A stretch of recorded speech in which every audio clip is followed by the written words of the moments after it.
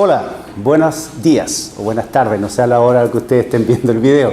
Muchachos, vamos a continuar con la administración de efectivo. Nosotros en el video pasado estuvimos mirando, ¿cierto?, cómo de los modelos, el modelo de lineal, que hablábamos del modelo de bemol. Y nos quedó pendiente el modelo de Miller y Orr, que es un modelo no lineal, ¿ya? Entonces, ¿qué es lo que vamos a tratar de ver en este modelo? ¿Qué es lo que tiene este modelo en particular que hace la diferencia con el modelo de bemol? Este modelo, primero, la demanda de dinero no es conocida. Segundo, fija límites superiores e inferiores. La demanda se va a mover, como dice acá, entre un rango, ¿cierto?, entre un rango de caja, de flujo de caja superior e inferior. Y nosotros vamos a establecer un valor que va a ser un valor promedio, ¿cierto?, que va a ser nuestro elemento para que nosotros podamos de alguna manera volver a un estado medianamente normal de caja. ¿Por qué digo medianamente normal de caja?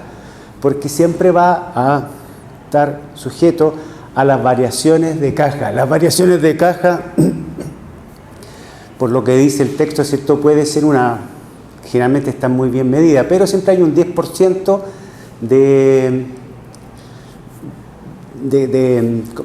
de variación. Ahora, esa variación de 10% obviamente no nos permite calcular exactamente el saldo de caja que necesitamos, ¿sí? Por eso vamos a hablar de algo acercarnos, un valor promedio, ¿sí? ¿De qué trata este modelo? Este modelo trata de lo siguiente, les voy a mostrar esa lámina. Si nosotros este modelo, ¿de qué trata? Como les decía,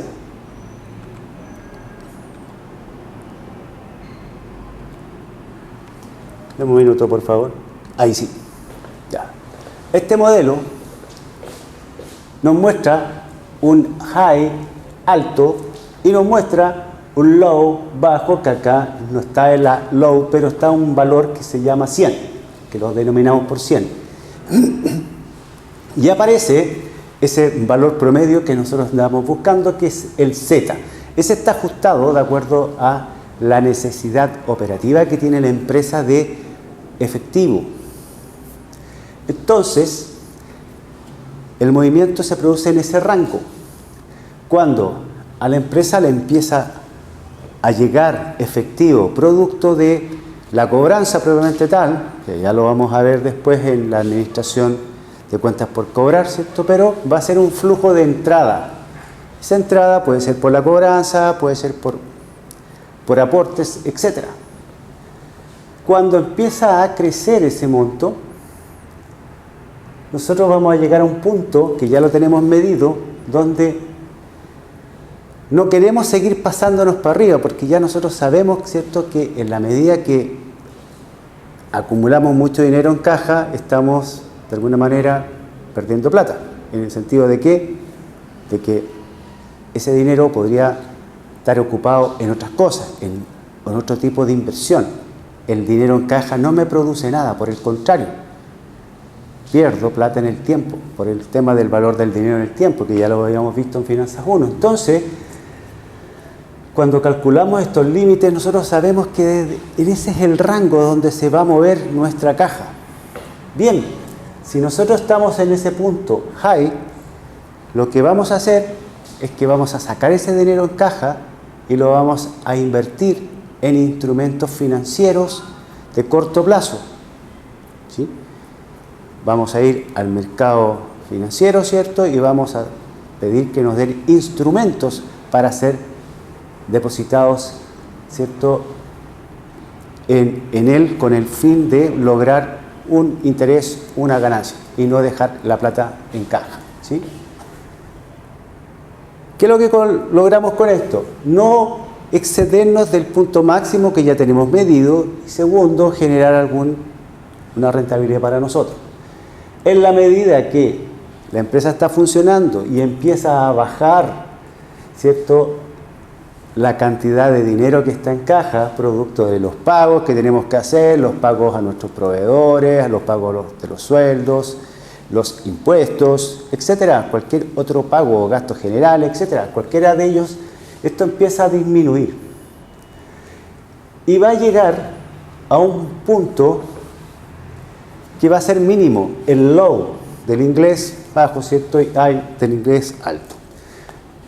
En ese punto, nosotros empezamos a desinvertir, que se llama. Es decir, como tenemos este dinero que juntamos, ¿cierto? Y lo depositamos en el banco para alcanzar hasta el punto Z, ¿cierto? Pero después seguimos pagando, vamos a desinvertir. O sea, vamos a ir a buscar esos depósitos a plazo y vamos a inyectar efectivo nuevamente a la empresa. ¿Hasta qué punto? Hasta el punto Z. Ese va a ser el punto crítico en el cual nosotros vamos a estar trabajando, tanto para invertir, digo, y por el otro lado para desinvertir. Invierto cuando estoy en el high, invierto hasta qué punto, hasta llegar al Z, que es mi punto promedio, ¿cierto? Y en mi punto, podríamos decir, calculado de una manera de promedio óptimo. Y por el otro lado, cuando llego a niveles más bajos de la caja, porque he seguido pagando, voy a desinvertir para agregar el fondo, ¿cierto?, a la caja para poder seguir operando normalmente. Este es mi punto. Y posteriormente la empresa sigue su curso, digamos, recuperando dineros. Acá todavía está en un punto en que no va a hacer nada ahí, hasta llegar al high. Cuando llega al high nuevamente, invierte. ¿Hasta dónde? Hasta llegar al Z. Y así sucesivamente. Y eso se va repitiendo. Todo esto se va repitiendo. Entonces, ¿qué es lo que ¿cuál va a ser nuestro objetivo acá? Acá tenemos la interpretación del gráfico, como les decía, ¿cierto? Y nuestro punto focal, me voy a adelantar un poco, va a ser la búsqueda del Z. Y el Z lo vamos a definir como la raíz cúbica de 3 por n por la desviación estándar partido por 4 por i. ¿Qué es lo que son estos elementos? Podemos interpretar de esta fórmula o de esta otra manera, ¿ya? S corresponde a el costo de transacción, lo que nos le llamábamos en el otro modelo el D, aquí le llamamos S, ¿ya? Sigma cuadrado es la varianza, aquí aparece la varianza ¿qué? De la fluctuación de los flujos que tenemos en nuestra empresa. Nuestra empresa tiene variaciones de flujo, producto de que lo que nosotros estábamos analizando en esto era justamente las variaciones, ¿cierto?, que se nos producían en la figura anterior. Voy a volver a la figura anterior.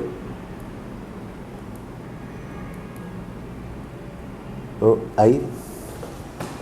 Y acá en esta figura nosotros tenemos, ¿cierto?, distintos momentos. Cada uno de esos momentos que nosotros estamos calculando, en que vamos a invertir, desinvertir, invertir, desinvertir. Imagínense esto que está en forma así continua. Cada uno de estos puntos van a ser nuestros n en momentos de invertir y desinvertir. Ese cálculo del n es muy difícil de obtener y en los trabajos o en las pruebas generalmente o siempre se los vamos a dar, ¿ya? Porque su cálculo es complejo, así que no vamos a entrar más en detalle ahí. Entonces, como tal, nuestro objetivo, ¿cierto?, en este modelo es el cálculo del Z. Y ahí nosotros llegábamos a la fórmula que teníamos, ¿cierto? Y decíamos que esa fórmula era esta otra, que estaba acá. Z es igual a la raíz cúbica de 3 por el costo de transacción por la desviación estándar. ¿De qué cosa la desviación estándar? ¿Y por qué toma acá es porque está midiendo variabilidad, ¿ya? 4 por I. Ese va a ser nuestro denominador, ¿sí? Y acordándonos que eso era el costo de la tasa de interés. Nosotros en finanzas, y concordando con el otro profesor, ese I para nosotros va a ser el costo de capital, porque eso es el costo para la administración del inventario, según lo que nosotros vemos. La tasa de interés no es solo la tasa de interés, sino que también hay riesgos ahí incorporados. Entonces, para nosotros consideramos que el K sub 0 era la tasa adecuada para llevar en esta fórmula. Lo mismo que hablábamos en el modelo de bemol, ¿ya? Así nos planteamos este modelo, y como tal, igual que el anterior, tiene sus costos. Y el costo de este modelo va a estar compuesto por dos partes, ¿sí? Que sería el costo de transformar más el costo de mantención, ¿sí? El costo de transformar es N por S partido por Z, que ya lo conocemos, ¿cierto? Un H menos Z. Y el costo de mantención es el I o el K sub 0, ¿cierto? Por H más Z partido por 3. Que también, una vez que lo calculamos por el Z, lo podemos determinar. El J es un dato que está dado, ¿sí? O puede ser derivado de alguna de las fórmulas anteriores. Como tal, para que esté en equilibrio, al igual que el otro modelo, el costo de transformar tiene que ser igual al costo de mantener, ¿ya? Ahí tengo el óptimo o la optimización de los costos, igual que el modelo que anteriormente vimos. Así que, por lo tanto, este modelo representa, ¿cierto?, a aquel flujo de caja que es constante. Yo diría que es como distinto, no igual, porque uno no es mejor que el otro, va a depender de las características de la empresa, ¿sí? Si nosotros teníamos una demanda conocida de dinero, ocupamos bemol. Si nosotros tenemos estas variabilidades, porque como la que nos presentó Miller, ocupamos este otro modelo. No vamos a decir que, como les decía, que son totalmente ajenos a la realidad. No, va a depender de la realidad de cada empresa. Bien, entonces, ¿qué nos pasa acá, por ejemplo? Bueno, aquí hay un problema muy simple que vamos a desarrollar, ¿cierto? Dice que hay una empresa que tiene como costo de transacción un valor de 100 pesos. Entonces dice BOS, cualquier simbología que usemos, decía 100 pesos. Después dice que tiene una tasa de interés bancaria, que el I, aquí usa el I, podemos usar el K sub 0, les dije, ¿cierto?, de un 10%. Y dice que se sabe que la variabilidad tanto para arriba como para abajo se ha calculado en un 25%. Nosotros ya cuando hablamos de esa variabilidad para arriba y para abajo, nosotros ya sabemos, ¿cierto?, de qué estamos hablando. Es decir, estamos hablando de la varianza, ¿sí? ¿De cuál varianza? La varianza de los flujos, ¿cierto?, que se nos presenta en este modelo. Bien, entonces dice, calcula el límite superior que esta empresa puede tener en el mes con respecto a la administración de efectivo. ¿Qué es lo que andamos buscando? El límite superior, es decir, andamos buscando el H. Pero para llegar al H, y dado los datos que tenemos, aplicamos la fórmula del Z, porque el H está en función del Z. Entonces decimos que la fórmula que nosotros conocemos, decimos que es 3 por B o por S, por la desviación estándar, ¿cierto?, partido por 4 por I. Esa es nuestra fórmula. Reemplazamos los valores, raíz cúbica de, decimos que serían 3 por 100 por 25.000, que es la desviación estándar, partido por 4 por I. ¿Cuánto hay? 0,10. ¿Qué resultado nos va a dar acá? Estamos expresados en pesos, 265.65. ¿Qué es lo que sería ese? El Z. ¿Cuál era el Z? En la figura, ¿cierto? Era el punto de promedio que andábamos buscando, ¿cierto? Para donde lográbamos equilibrar tanto cuando desinvertíamos o invertíamos, ¿ya? Como el punto óptimo en realidad. Y bueno, nos piden el H. ¿Cuánto va a ser el H? Nosotros sabemos que por fórmula el H es igual a 3Z. Entonces multiplicamos 3 por 265.65 y me va a dar que el H es igual a 796,95. Y ahí estaríamos. Fácil de aplicar, ahí está la fórmula y pudimos determinar, ¿cierto?, los puntos.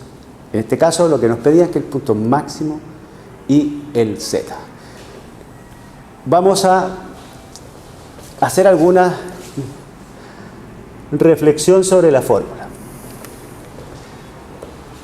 Miramos esto y nosotros decimos, a ver, ¿qué puede pasar cuando sube la tasa de interés o sube el costo de capital?